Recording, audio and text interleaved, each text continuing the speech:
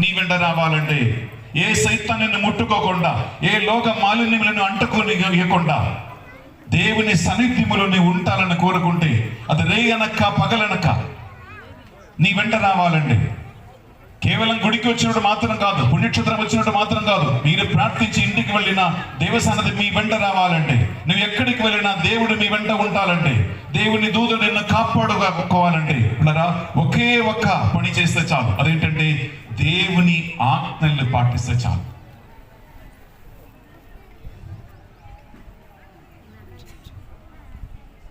నీకు నేను తప్ప మరొక దేవుడు లేడు. ఆ దేవుడిన యెహోవాని పూర్ణ మనసుతో, పూర్ణ ఆత్మతో, సర్వశక్తితో మీరు ప్రేమించండి, ఆరాధించండి.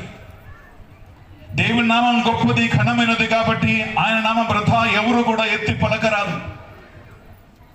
దేవునికి పరిశుద్ధమైనటువంటి దినాలు, పండుగలు, తిరునాళ్ళలు, సాబతు దినము పరిశుద్ధంగా ఆచరించండి. ఇలా దేవునికి సంబంధమైన ఈ 3 కార్యాలు బిడ్డలారా, ఈ దేవాలయ ప్రాంగణంలో ఉన్న ఎవడైనా సరే నువ్వు పాటిస్తే, నేను ఖచ్చితంగా బల్లగొద్దు చెప్తా, దేవుని సాన్నిధ్యం నిన్ను ఎప్పుడు విడనాడే ప్రసక్తి లేదు. చెప్పండి కూడా తప్పనికొట్టాలి. అలా దేవుని సాన్నిధ్యములో ఉంటే చేతపడి మంత్రశక్తులు, చెడు చూపు, చెడు దృష్టి, ఏ కీడు నిన్ను అంటుకోవటానికి, నీ దరిదాపుకి రావటానికి ప్రసక్తి లేదు. దేవుని సాన్నిధ్యం నిన్ను విడనాడిపోతాయి.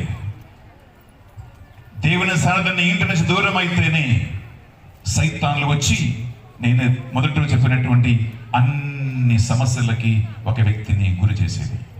ఇది మొదటి విషయం. రెండోది ప్రియబిడ్డలారా, దేవారాధన అంటే కేవలం చప్పట్లు కొట్టడం మాత్రం కాదు, కొన్ని పాటలు పాడడం మాత్రం కాదు. దేవుని ఒక వ్యక్తి ఆత్మతోనూ సత్యముతోనూ ఆరాధించడం దేవుని కోరుకున్నటువంటి రెండో ముఖ్యమైన విషయం. ప్రియ సహోదరి సహోదరులారా, దేవుని ఆరాధన ఇప్పుడు మనం మహా ఆరాధనలు ప్రవేశించబోతున్నాం.